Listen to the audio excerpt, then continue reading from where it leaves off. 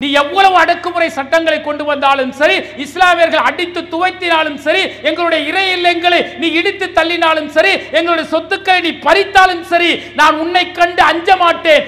ஏன் என்று சொன்னால் படைத்த இறைவன் சொல்கின்றான், இந்த உலகத்தில் நீ வாழும் பொழுது சோதனைகள் வரும். அந்த சோதனைகள் உன்னை ஒருபோதும் உன்னை தளர்த்தி விட வேண்டாம், நேசிப்பவர்களைத்தான் நான் சோதிக்கிறேன் என்று இறைவன் சொல்கின்றான். இறைவன் நேசம் இருப்பதால் நாங்கள் சோதிக்கப்படுகின்றோம். அந்த சோதனை எங்களை ஏகத்துவத்தில் இருந்து, படைத்த ரப்பை மட்டுமே வணங்கக்கூடிய அந்த ஓரிரை கொள்கையிலிருந்து எங்களை அணுவளவும் பெறலாது என்பதை நிரூபித்துக் கொண்டிருக்கிறோம். இன்றைக்கு பூமியில் ஆட்சி அதிகாரத்தை பிடிக்க வேண்டும் என்பதற்காக ஒற்றுமையாக இருக்கக்கூடிய இஸ்லாமிய இந்து மக்களிடத்தில் பிரிவினையை உண்டாக்கக்கூடிய ஒரு கூட்டம் தயாராகிவிட்டது. அந்த கூட்டத்திற்கு சிந்தனை ஊட்டக்கூடியவர்கள் யார்? இஸ்லாமிய மார்க்கம் என்பது அனைத்து உயிர்களையும் நேசிக்க சொல்கிறது. அவன் எந்த மதத்தை சார்ந்தவளாக இருந்தாலும் சரி, எந்த ஜாதியை சார்ந்தவளாக இருந்தாலும் சரி, அவன் உன்னுடைய சகோதரன், உன்னுடைய சகோதரி, அவரிடத்தில் நேசத்தை காட்ட வேண்டும் என்று இஸ்லாமிய மார்க்கம் சொல்கிறது என்ற உபதேசத்தை இளைஞர்கள் சக இளைஞர்களுக்கு சொல்லணுமாலே, இஸ்லாம் அல்லாத இளைஞர்கள். அப்படிதான் நபிகளார் அவர்கள் இருந்தார்கள். யூதர்களிடத்தில் இணக்கமாக இருந்தார்கள், கிறிஸ்துவர்களிடத்தில் இணக்கமாக இருந்தார்கள், அடுத்த மதத்தை மதித்தார்கள். அஸ்ஸலாமு அலைக்கும் வரஹ்மத்துல்லாஹி வபரகாத்துஹு. அளவற்ற அருளாளனும் நிகரற்ற பேரன்புடையனுமாகிய எல்லாம் வல்ல ஏக இறைவனான அல்லாஹ்வை புகழ்ந்தவாறு என்னுடைய இந்த உரையை தொடக்கம் செய்கின்றேன். அன்பிற்கினிய சகோதர சகோதரிகளே, இந்த பொதுக்கூட்டத்தின் தலைப்பாக முன்மாதிரி முஸ்லிம் இளைஞர்கள் என்கின்ற தலைப்பு வழங்கப்பட்டிருக்கிறது. நம்முடைய ஜமாத்தை பொறுத்தவரை இஸ்லாமிய மார்க்கத்தை அதனுடைய தூய வடிவில் மக்களுக்கு எடுத்துச் சொல்ல வேண்டும் என்கின்ற உயரிய எண்ணத்தோடு ஒவ்வொரு காலகட்டத்திலும் ஒவ்வொரு விதமான பிரச்சாரத்தை நம்முடைய ஜமாத் எடுத்து வருகிறது. அந்த வகையில் இன்றைக்கு நாம் எடுத்திருக்கக்கூடிய முன்மாதிரி முஸ்லிம் இளைஞர்கள் என்கின்ற 4 மாத செயல் திட்டம் இன்றைக்கு நாட்டில் நடக்கக்கூடிய பல்வேறு பிரச்சனைகளுக்கு, குறிப்பாக இளைஞர்களை வழிமாறக்கூடிய, வழி தவறி செல்லக்கூடிய பல்வேறு புதிய கலாச்சாரம் என்கின்ற பெயரில் நடக்கக்கூடிய அநியாயங்களுக்கு எதிராக மார்க்க சிந்தனையோடு நம்முடைய இஸ்லாமிய இளைய தலைமுறை இம்மையிலும் வளர வேண்டும், மறுமையிலும் வெற்றி பெற வேண்டும் என்கின்ற உயரிய நோக்கத்தோடு இந்த தலைப்பை நம்முடைய ஜமாத்தின் சார்பாக எடுத்து தமிழகம் எங்கும், தமிழ் பேசக்கூடிய பட்டி தொட்டி எங்கும் நம்முடைய பிரச்சார களம் வீரியமாக சென்று கொண்டிருக்கிறது. ஏன் இந்த இளமை பருவத்தை குறிப்பாக நாம் எடுத்திருக்கிறோம் என்று சொன்னால், குழந்தை பருவம் என்பது ஒன்றும் அறியாத பருவம். இந்த உலக வாழ்க்கையை பற்றி எந்த சிந்தனையும் இருக்காது. நாளை என்ன நடக்கப் போகிறதோ, மறுமையை பற்றிய அச்ச உணர்வோ எதுவும் குழந்தை என்கின்ற அந்த பருவத்தில் யாருக்குமே இருக்காது. அது ஒன்றும் அறியாத ஒரு பருவம். மனிதர்களில் பெரும்பாலானவர்கள் சொல்வார்கள், குழந்தையாக இருக்கும் பொழுது எந்த கஷ்டமும் இல்லாமல், எந்த சிந்தனையும் இல்லாமல், எந்தவித கவலையும் இல்லாமல் என்னுடைய பருவம் இருந்தது, அப்படி ஒரு பருவத்தை நான் விரும்புகிறேன் என்ற அந்த குழந்தை பருவத்தை பற்றி சொல்வார்கள். அதே போல முதுமை பருவத்தை அடைந்து விட்டார்கள் என்று சொன்னால் அவர்கள் நிறைய சாதிக்க வேண்டும் என்று அவர்களுடைய உள்ளங்கள் சொல்லும், நிறைய விஷயங்களை செய்ய வேண்டும் என்கின்ற எதிர்பார்ப்புகள் அவர்களுடைய உள்ளத்தில் இருக்கும். ஆனால் அவர்களுடைய உடல் ஒத்துழைப்பு கொடுக்குமா என்று சொன்னால் நிச்சயமாக கொடுக்காது. செய்யலாம் என்கின்ற ஆசை இருக்கிறது, ஆனால் உடல் ரீதியாக எனக்கு வலுவில்லையே என்கின்ற அந்த வார்த்தைகளை முதுமை பருவம் சொல்லக்கூடியதாக இருக்கும். ஆனால் இந்த இளமை பருவம் இருக்கிறதே, அது எதையும் செய்து முடிக்க முடியும் என்கின்ற ஒரு தன்னம்பிக்கை கொடுக்கக்கூடிய ஒரு பருவம்.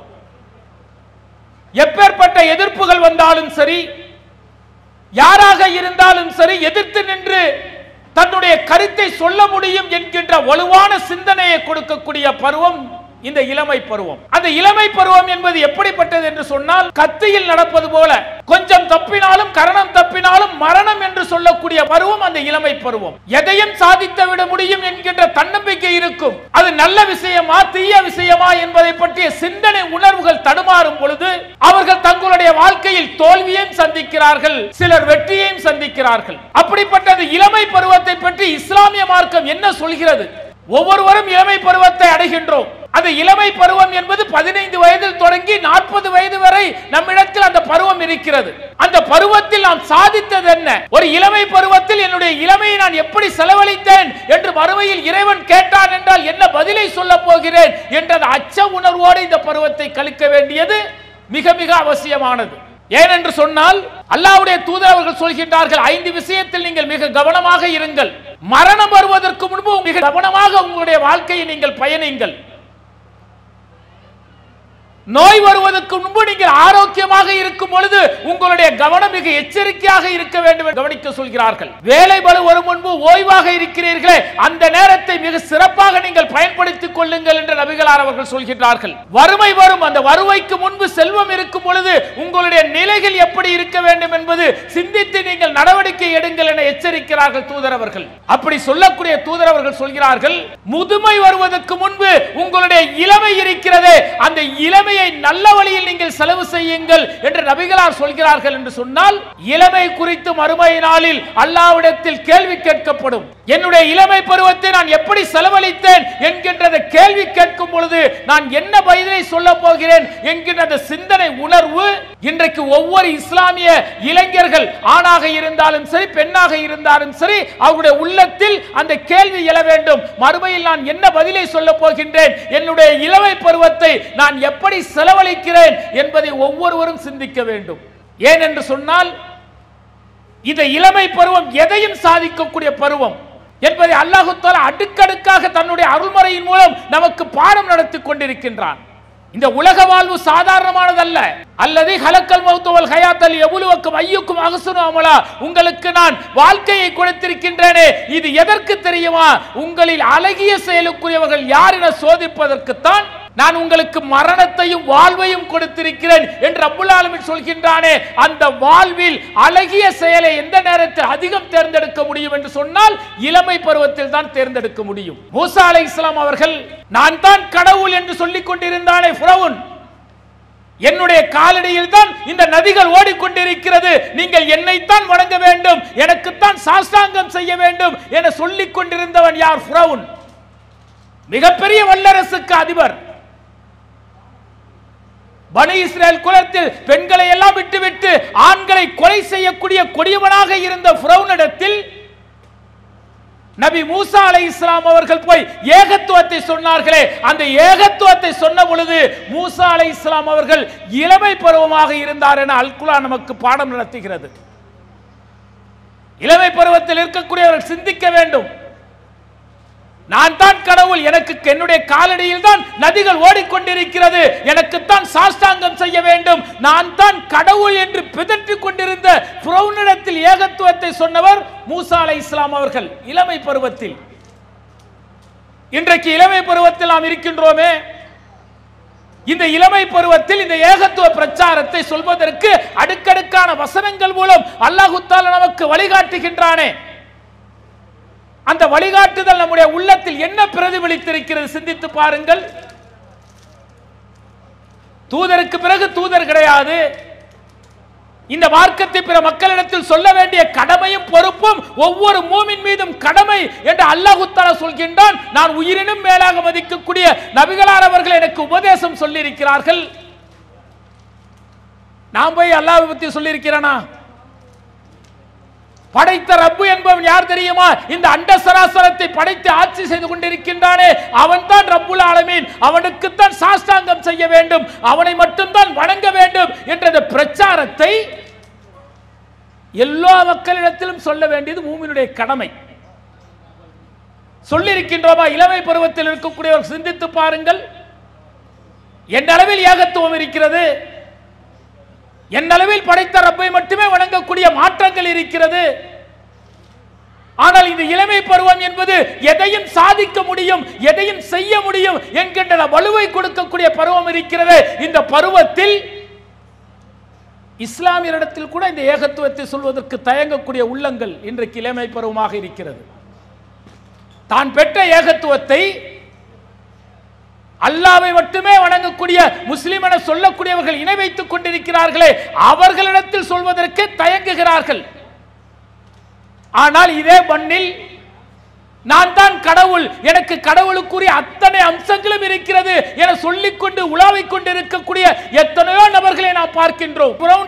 மூசா அலைஹிஸ்ஸலாம் அவர்கள் சொன்னார்களே, நீ மனிதன், உனக்கு எந்த ஆற்றலும் கிடையாது என்று சொன்னார்களே, அது போன்ற ஒரு பிரச்சாரத்தை இன்றைக்கு இஸ்லாமிய இளைஞர்கள் மக்களிடத்தில் சொல்லி இருக்கின்றோமா?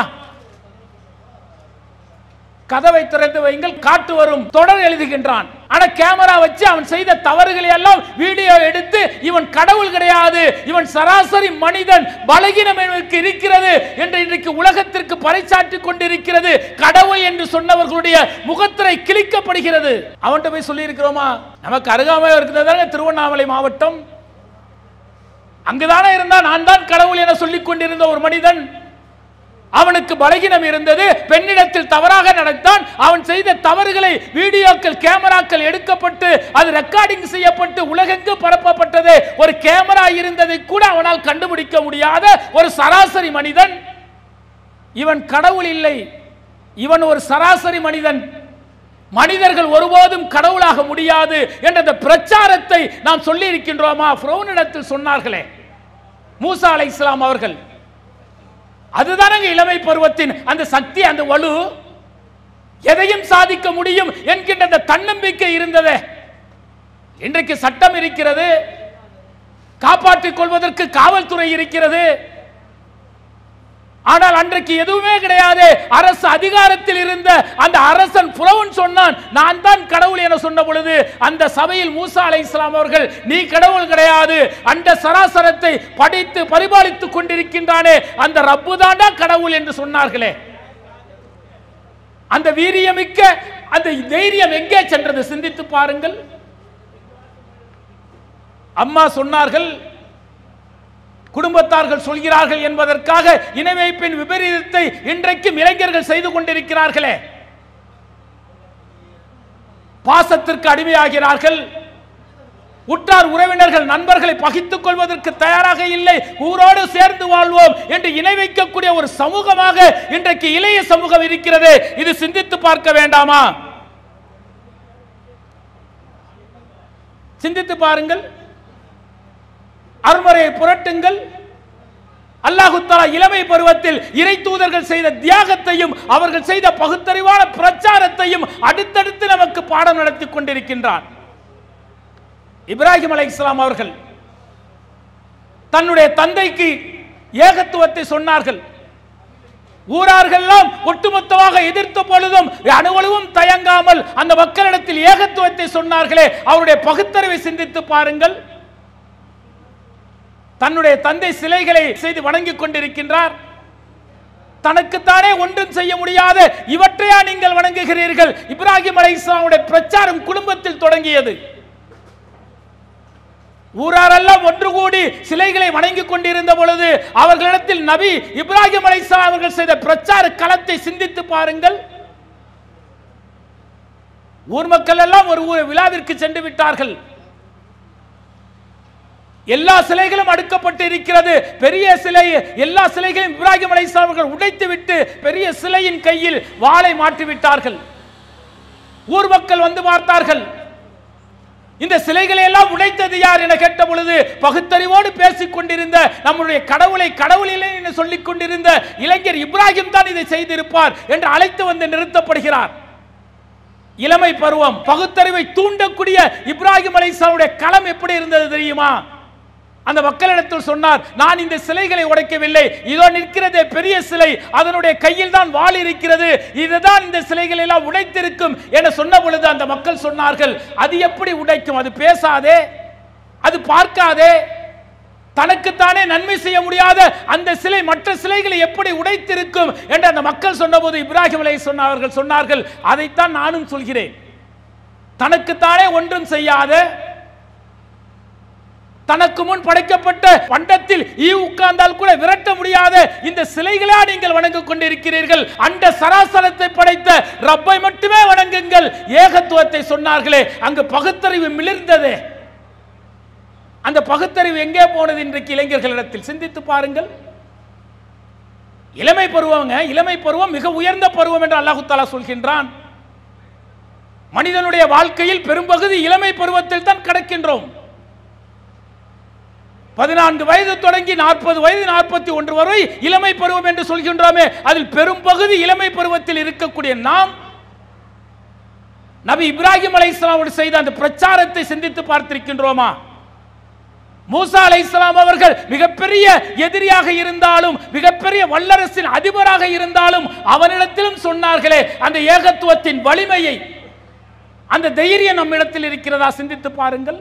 நம்முடைய உற்றார் உறவினர்களுக்கோ நண்பர்களுக்கோ நெருங்கியவர்களுக்கோ சொல்ல முடியவில்லையே. பிரச்சாரம் செய்ய வேண்டுங்கிறான். ஒரு கூட்டம் இருக்கும், அவர்கள் நன்மையை ஏவுவார்கள், தீமையை தடுப்பார்கள், நன்மையின் பக்கம் மக்களை அழைப்பார்களே, அப்படிப்பட்ட அழைப்பு பணியை செய்யக்கூடிய ஒரு கூட்டம் இந்த பூமியில் இருந்து கொண்டே இருக்கும். இருக்குமெல்லாம் இந்த உலகத்திற்கு அழிவே கிடையாதுங்கிறானே, அப்படிப்பட்ட ஒரு கூட்டமாக இளைய தலைமுறையான நாம் இருக்கிறோமா? சிந்தித்து பாருங்கள். அது ஆணாக இருந்தாலும் சரி, பெண்ணாக இருந்தாலும் சரி. நிறைய ஹதீஸை பார்க்கிறோம், நிறைய பயான்களை கேட்கிறோம். எத்தனை சகாபிய பெண்மணிகள் இந்த மார்க்கத்திற்காக, இந்த மார்க்கத்தின் அழைப்பு பணிக்காக எவ்வளவு தியாகங்கள் செய்திருக்கிறார்கள். பெண்கள் சிந்தித்து பாருங்கள். இது ஆண்களுக்கு மட்டும் கடமை இல்லையேங்க.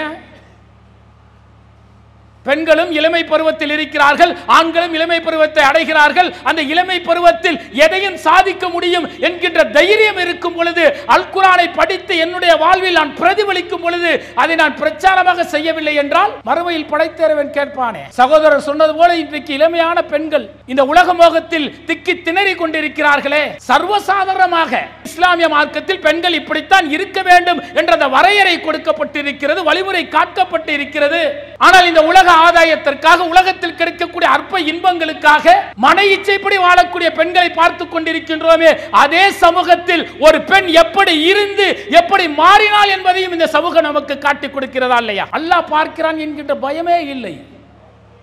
ஆண்ட்ராய்டு போன் இருக்கிறது என்று சொன்னால் அடுத்தடுத்து என்ன கன்றாவிகளை வேண்டுமானாலும் பார்க்கலாம், யாரிடத்தில் வேண்டுமானாலும் பேசலாம், எப்படி வேண்டுமானாலும் இருக்கலாம் என்கின்ற ஒரு நிலையில் இன்றைக்கு இளைய சமுதாயத்தில் இருக்கக்கூடிய பெண்கள் செல்கிறார்களே, அது கவலையை ஏற்படுத்தவில்லையா? வந்து கேட்கிறாங்க, பாய் என் பொண்ணு இன்னும் அந்நிய ஆணோடு ஓடிவிட்டால், மார்க்கப்பட்டு இல்லாத இணை வைக்கக்கூடிய ஒரு இளைஞரோடு திருமணம் செய்வேன் என்று ஒற்றை காலில் நிற்கிறாள். மார்க்க உபதேசம் சொல்லுங்கள், கவுன்சிலிங் கொடுங்க. எப்போ 20 வயது கடந்து 22 வயது கடந்த பிறகு அந்த பெண் இன்றைக்கு வழிமாறி செல்கிறாள், மார்க்க சிந்தனை இல்லை என்று அவளுக்காக இன்று ஜமாத்தில் வந்து கண்ணீர் விட்டு நிற்கக்கூடிய பெற்றோர்களை பார்க்கின்றோம். இந்த பெண்களுக்கு அடிப்படையாக இந்த மார்க்க சிந்தனையை நாம் ஊட்டி இருந்தால் இளமை பருவம் எப்படி கழிக்கப்பட வேண்டும், மார்க்க உபதேசங்கள் மனிதனுடைய வாழ்க்கையில் எப்படி பிரதிபலிக்க வேண்டும் என்று அவர்களுக்கு உபதேசத்தை ஒவ்வொரு பெற்றோர்களும் நாம் சொல்லி இருந்தோம் என்று சொன்னால் 14 வயது கடந்த பெண்ணாக இருந்தாலும் ஆணாக இருந்தாலும் அவளுக்கு அருள்முறை தரக்கூடிய உபதேசம் அவளுடைய வாழ்க்கையில் பிரதிபலிக்கும். அந்த சிந்தனை இல்லாததன் விளைவு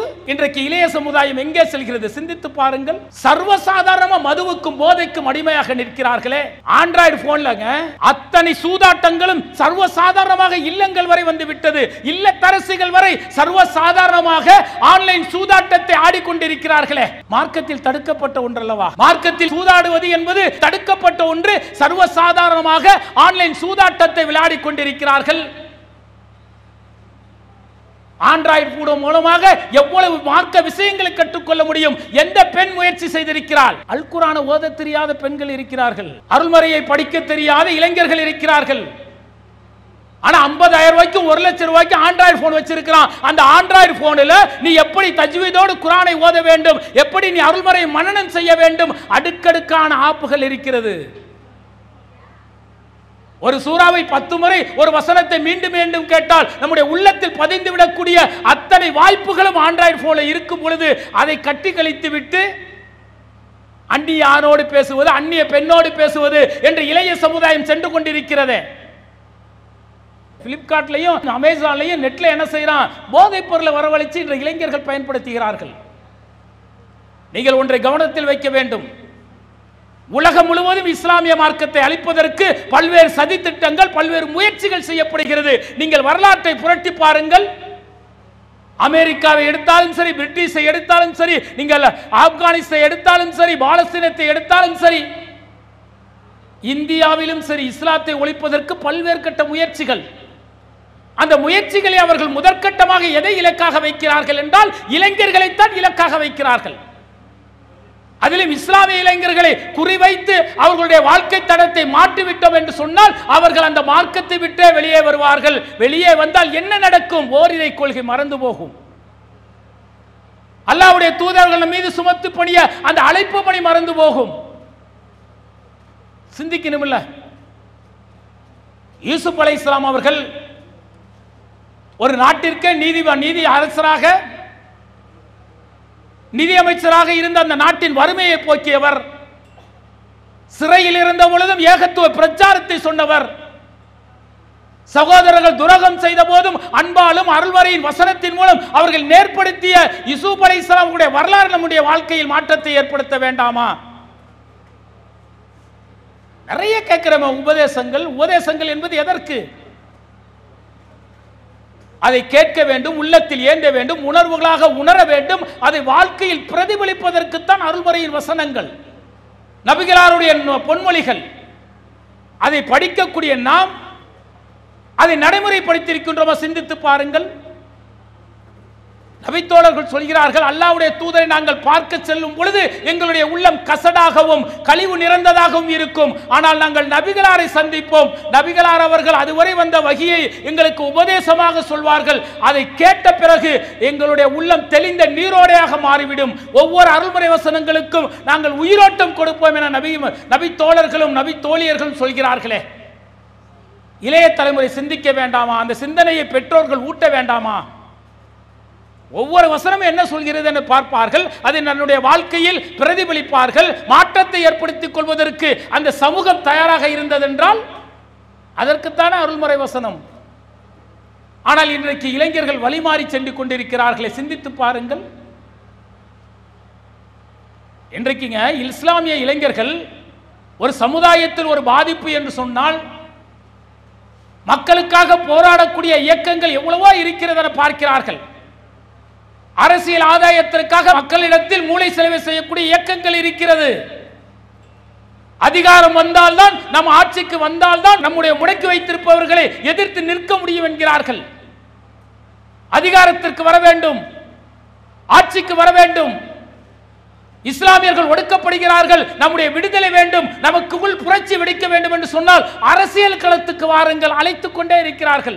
இஸ்லாமியர்களை அழைத்தார்களே, அழைத்தவர்கள் எங்கே நிற்கிறார்கள்? 2 சட்டமன்ற தொகுதி கிடைத்தால் போதும் என்று அவர்கள் அளவில் நிறுத்திக் கொண்டார்களே தவிர இந்த இளைஞர்களின் முன்னேற்றத்திற்கு என்ன செய்தார்கள்? சிந்தித்து பாருங்கள். இளைஞர்கள் வழிமாறி போகிறார்கள். அரசியல் அதிகாரம் வந்து விட்டது என்று சொன்னால் நாம் மிகப்பெரிய புரட்சியை ஏற்படுத்தி விடலாம். இஸ்லாமியர்களை கொன்று குவிக்கக்கூடிய அதிகாரத்திற்கு முன்னால் நாம் எழுந்து நிற்கலாம்.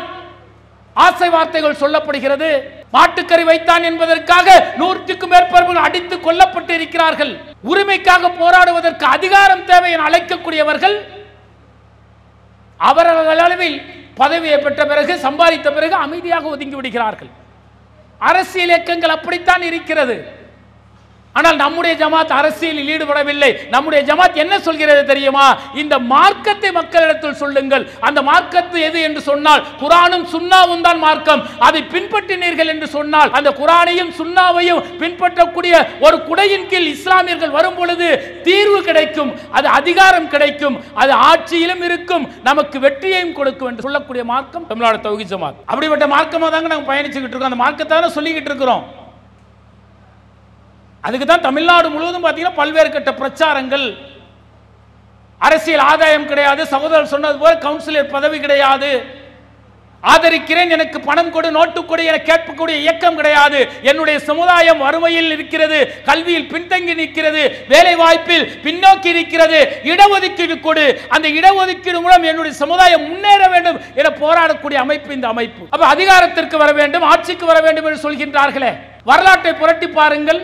அல்லாஹ் ஆட்சி அதிகாரத்தை கொடுக்காமலா இருந்தான்?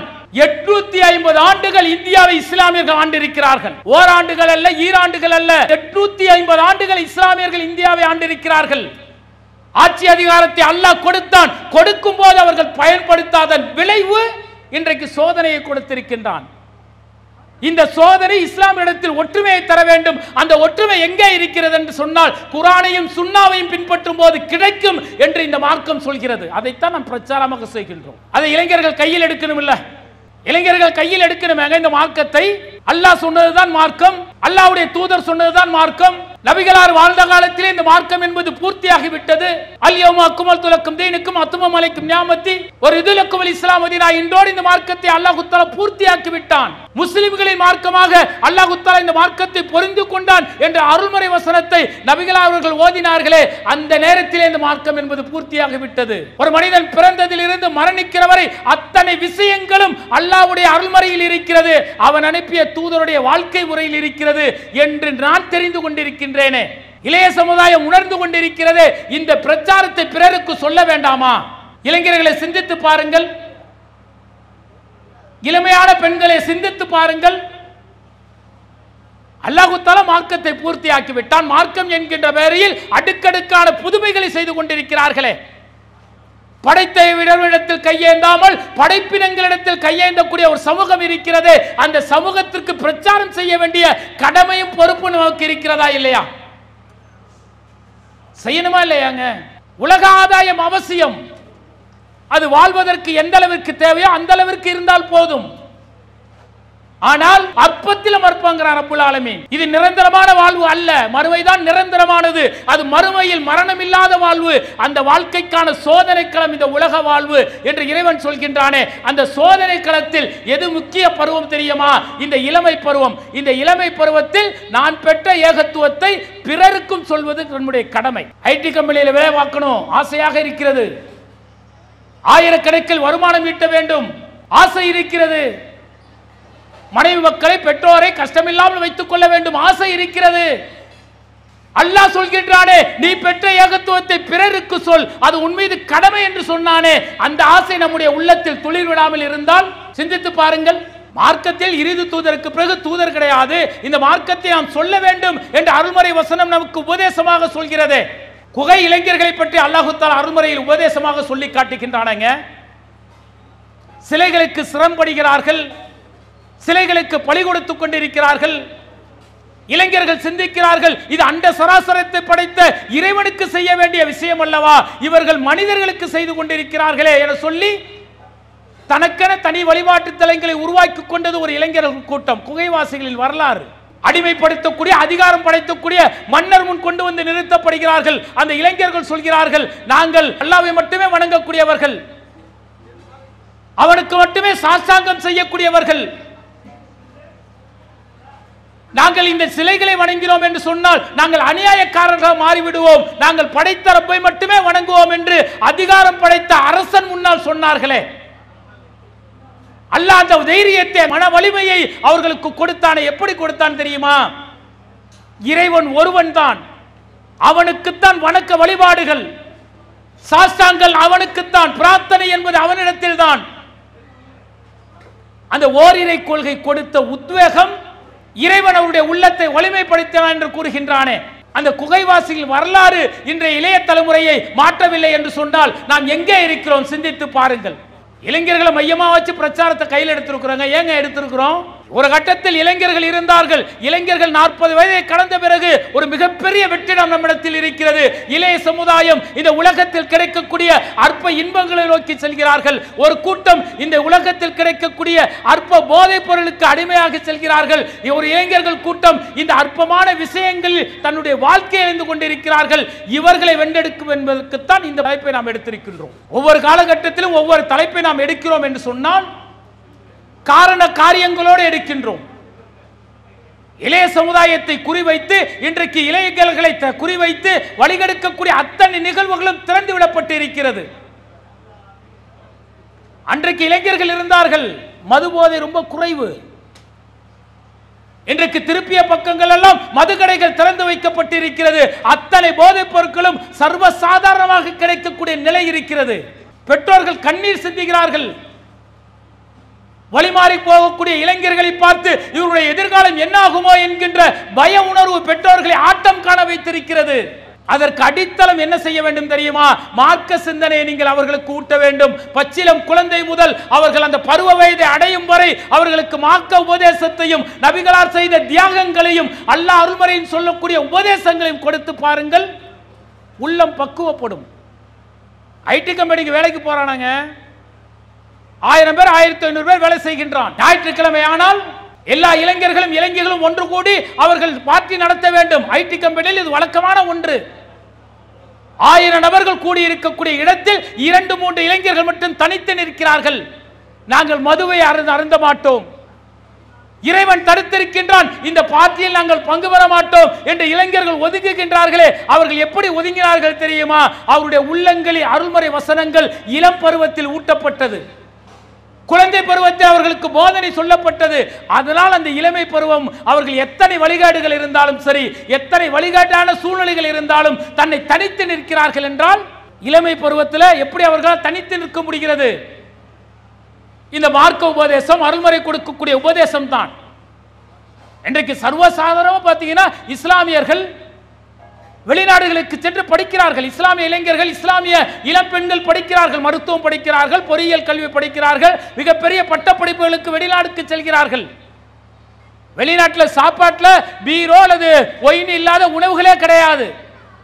ஆனால் 5 வருடம் படித்து விட்டு வருகின்றான். இறையச்சத்தோடு சென்ற என்னுடைய இளைஞன் அப்படியே திரும்பி வருகிறான் என்று சொன்னால் அவருடைய உள்ளத்தில் மாற்றத்தை ஏற்படுத்தியது தெரியுமா? அருள்மறை வசனங்கள், நபிகளாருடைய போதனைகள். தன்னுடைய வாழ்வில் மறுமையை சந்திப்போம், இறைவனிடத்தில் பதில் சொல்ல வேண்டுமே என்கிற பய உணர்வு அவனை நேர்வழிப்படுத்துகிறது.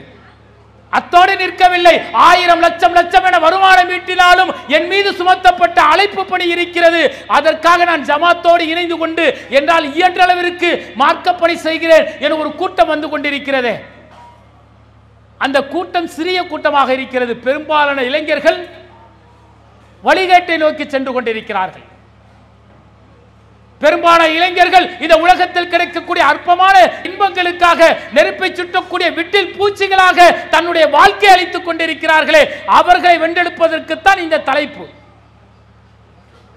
இது இளைஞர்களுக்கான தலைப்பாக இருந்தாலும் பொறுப்பும் கடமையும் யாருக்கு இருக்கிறது என்று சொன்னால் அவர்களை கண்காணிக்கக்கூடிய, அவர்களை பராமரிக்கக்கூடிய பெற்றோர்களுக்கு இருக்கிறது என்பதை நீங்கள் மறந்து விடாதீர்கள். நம்முடைய குழந்தை கல்லூரிக்கு போறது ஆசைப்படுறோம், வேலைக்கு போறது ஆசைப்படுறோம், பள்ளிக்கு சுப தொழுகை போறதுக்கு என்றைக்காவது ஆசைப்பட்டு அனுப்பியிருக்கிறோமா? அசந்து போய் தூங்குறான் பரவாயில்ல அப்படிங்கிறோம். 5 வக்து தொழுகைக்கு பள்ளிக்கு செல் என்று என்றைக்காவது கண்டிச்சு விரட்டி இருக்கின்றோமா? பரவாயில்ல நேரம் கிடைக்கும் போது தொழுதுக்குவான் என்று ஆறுதல் படுகின்றோமே, நம்மை நாமே ஆசுவாசப்படுத்திக் கொள்கின்றோமே.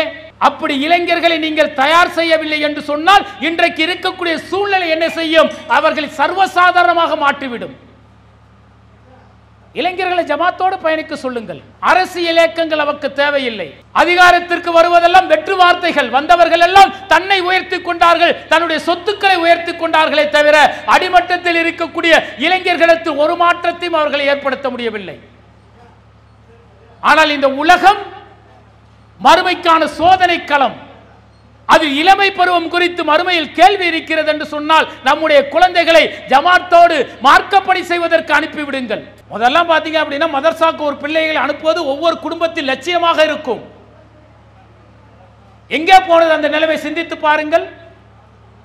அது எந்த ஜமாத் நடத்தக்கூடிய மதர்சா இருக்கட்டுங்க, 5 வருட கல்லூரி 7 வருட மதர்சா ஆலிம் படிப்புகள் இருக்கிறதே, ஒவ்வொரு குடும்பமும் என்ன நினைக்கும் தெரியுமா? தன்னுடைய குழந்தை மார்க்க சிந்தனையோடு வளர வேண்டும், அதற்காக ஒரு குழந்தையை நான் படிக்க வைக்கிறேன் என்கின்ற எண்ணம் இன்றைக்கு சிதறி போய்விட்டது. உலக ஆதாயத்திற்காக உலக கல்விக்கு முக்கியத்துவம் கொடுக்கிறோம் என்கின்ற பெயரில் மார்க்க சிந்தனை மறந்துவிட்டு இன்றைக்கு பிள்ளைகளை வளர்த்துக் கொண்டிருக்கக்கூடிய நிலைமையை நாம் பார்க்கின்றோம். ஒரு கட்டத்தில் பெற்றோர்கள் அவர்களை வழிகெடுக்க செய்கிறார்கள், ஒரு கட்டத்தில் பிள்ளைகள் தானாகவே வழிகெடுக்கிறார்கள். அது இணை வைப்பாக இருந்தாலும் சரி, மார்க்க விஷயம் இல்லாமல் இந்த உலக விஷயத்தில் அவர்கள் வழி தவறி போனாலும் சரி, அதற்கு 2 பேரும் காரணமாக நிற்கிறார்கள். சாத் பின் அபி வக்காஸ் என்கின்ற ஒரு நபித்தோழர் அல்லாஹ்வை மட்டுமே ஏற்றுக்கொள்ள ஏகத்துவத்தை பின்பற்ற தொடங்கிவிட்டார், நபிகளாரை தூதராக பின்பற்ற தொடங்கிவிட்டார். தன்னுடைய தாய் சொல்கின்றாள், நீ இஸ்லாத்தை விட்டு பழைய மார்க்கத்திற்கு திரும்பவில்லை என்று சொன்னால் என்னை நானே தற்கொலை செய்து கொள்வேன், சாப்பிட மாட்டேன், உண்ண மாட்டேன், உறங்க மாட்டேன், வெயிலில் நின்று கொண்டு என்னை நானே வருத்தி நான் மரணம் அடைந்து விடுவேன். ஒரு தாயின் மிரட்டல் எதற்கு? ஏகத்துவத்திற்கு எதிராக. இப்படியும் இன்னைக்கு பெற்றோர்கள் இருக்கிறார்கள். தௌஹீத் ஜமாத் பள்ளிக்கு போறியா? அங்க போக கூடாது, நீ போனா வீட்டுக்கு வராத, அந்த நபர்களோடு சேராதீர்கள் என்று கண்டிக்கக்கூடிய பெற்றோர்களை பார்க்கிறோமே. தௌஹீத் ஜமாத் என்னங்க சொல்லிக் கொடுக்குது? என்ன சொல்லிக் கொடுக்கிறது? குர்ஆனை பின்பற்றுங்கள் என்று சொல்கிறது. நபிகளார் சொல்லி இருக்கக்கூடியதை உன்னுடைய வாழ்வில் பின்பற்று என சொல்கிறது. இதை தவிர என்ன சொல்லி இருக்கிறது? ஒற்றுமையா இருக்க இடத்தில் பிரிவினை ஏற்படுத்துகிறார் என்று சொல்கிறார்கள். நபிகளார் அவர்கள் தூதராவதற்கு முன்பு எல்லோரும் ஒற்றுமையாகத்தான் இருந்தார்கள். சிலைகளை வணங்குவதில், இணை வைப்பதில் எல்லோரும் ஒற்றுமையாக இருந்தார்கள். நபிகளார் தூதராக பிறகு அல்லாஹ்வை மட்டுமே வணங்க வேண்டும் என்று ஏகத்துவத்தை சொன்ன பொழுது ஒற்றுமையாக இருந்தவரிடத்தில் பிரிவினை ஏற்பட்டது. ஏகத்துவம் என்றால் பிரிவினை வரும். அது உற்றார் உறவிடத்தில் வரும், தாய் தந்தை இடத்தில் வரும், தாய் மகனிடத்தில் வரும், சகோதரனிடத்தில் வரும், உற்றார் ஊர் உறவினர்களிடத்தில் எல்லாரிடத்திலும் வரும். அதைத்தான் இந்த ஏகத்துவத்தை சொல்லக்கூடிய பணியை ஜமாத் செய்கிறது.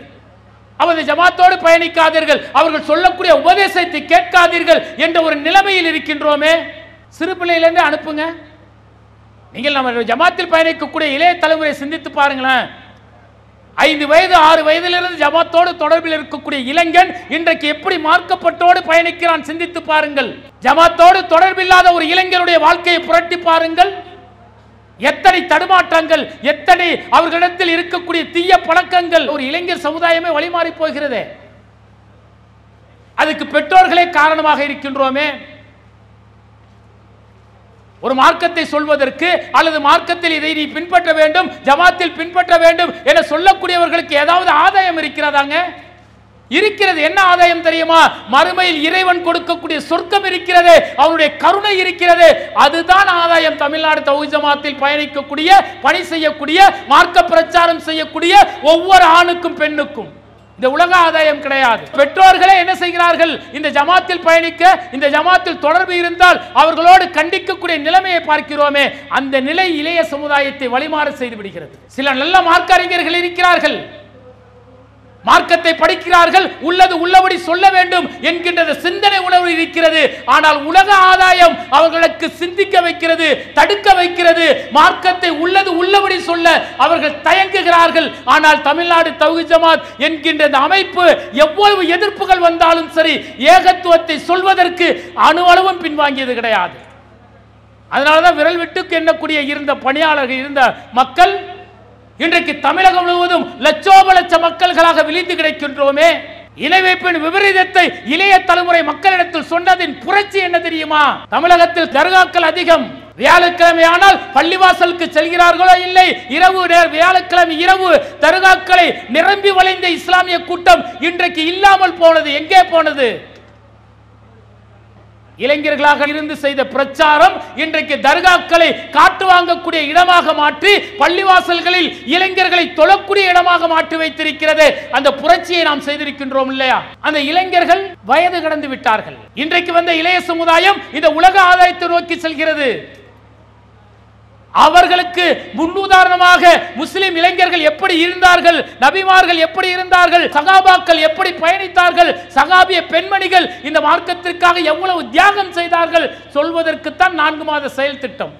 அந்த செயல் திட்டத்தில் தான் ஒவ்வொரு இளைஞர்களையும் அழைத்து இந்த மார்க்க உபதேசம் என்ன சொல்கிறது என்கின்ற பிரச்சாரத்தை 4 மாதம் மிக வீரியமாக ஒவ்வொரு கிளைகளிலும் எடுத்திருக்கின்றோம். அண்ணாவிதி கிளை எத்தனை இளைஞர்கள் இருக்கிறார்களோ அத்தனை இளைஞர்களையும் சங்கமிக்க வைப்போம், அவர்களோடு கலந்துரையாடுவோம், அவர்களுக்கு உள்ள மார்க்க சந்தேகங்களை தெளிவுபடுத்துவோம், அவர்களை ஐயங்களை போக்கி இந்த மார்க்கத்தில் நீங்கள் பயணிப்பதற்கு நீங்கள் தயாரா, ஏகத்துவத்தை சொல்வதற்கு நீங்கள் தயாரா? நீங்கள் ஜமாத்துல உறுப்பினர்லாம் ஆக வேண்டாம், தௌஹீத் ஜமாத்துல உறுப்பினர் கட்டாயப்படுத்துறது கிடையாது, எங்களுக்கு தேவையும் இல்லை.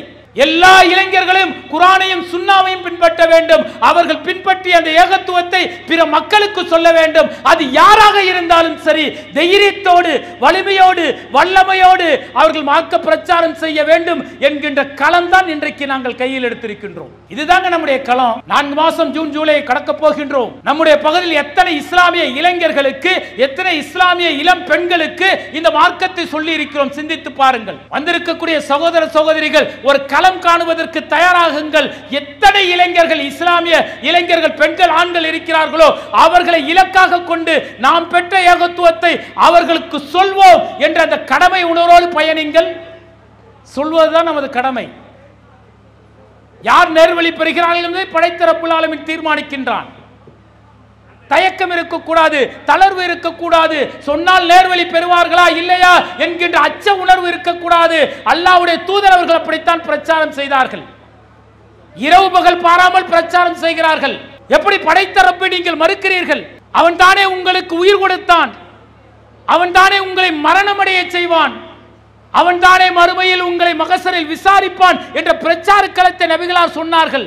அந்த மக்கள் நபிகளாருக்கு சொல்ல முடியாத துயரங்களையும் துன்பங்களை கொடுத்தார்கள், ஏசினார்கள், காதில் கேட்க முடியாத வார்த்தைகளால் திட்டினார்கள். நபிகளார் அவர்கள் மிக நொந்து போகிறார்கள்.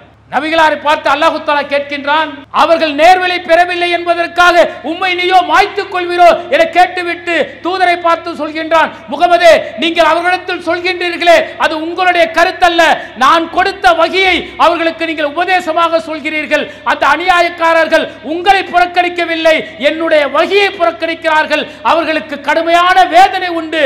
முகமதே, சொல்லுங்கள் சொல்லுங்கள் சொல்லுங்கள், சொல்வதுதான் உமது கடமை என்கிறான். அல்லாஹ்வுடைய தூதரை பார்த்து அல்லாஹ் தஆலா சொல்லணுங்க, சொல்வதுதான் நமது கடமை. இளைஞர்களை வென்றெடுக்க வேண்டும், இளைஞர்களுக்கு மார்க்க பிரச்சாரம் செய்ய வேண்டும். இணை வைக்காத சமுதாயம், புதுவையிலுக்கு செய்யாத ஒரு சமுதாயத்தை உருவாக்க வேண்டியது நம்முடைய கடமையும் பொறுப்பும் என்பதை ஒவ்வொருவரும் உணர வேண்டும். கல்வியிலும் வேண்டுங்க, கல்வியில் எந்த அளவுக்கு ஆர்வம் படுத்துகின்றோமோ அந்த அளவு மார்க்க கல்வியும் கொடுக்க வேண்டும். இன்றைக்கு இஸ்லாமிய சமூகத்தை குறிவைத்து அடக்குமுறை சட்டங்கள் அடுக்கடுக்காக கொண்டு வரப்படுகிறதே, அஞ்சுகின்றார்களா இஸ்லாமியர்கள்? அணுவளவுக்கு கூட அஞ்சவில்லை. என்ன காரணம் தெரியுமா? இவர்கள் அல்லாஹ்வை மட்டுமே நம்பக்கூடியவர்கள். நன்மையும் தீமையும் எனக்கு ஒரு துயரம் கொடுக்கிறான் என்றால், எனக்கு ஒரு துன்பத்தை இறைவன் கொடுக்கிறான் என்றால் அது படைத்த இறைவனிடத்தில் தான் வரும், அவனால் படைக்கப்பட்ட மனிதர்களிடத்திலிருந்து கிடைக்காது, ஒன்றும் செய்ய முடியாது என்ற வலிமை மிக்கவர்கள் இஸ்லாமியர்கள். அதனாலதான் இன்னைக்கு ஆளக்கூடிய பாசிச அரசு அடுக்கடுக்கான அடக்குமுறை சட்டங்களை கொண்டு வருகிறது. நம்ம அஞ்சுகின்றோமா? நம்ம பயப்படலைங்க. என்ன காரணம் தெரியுமா?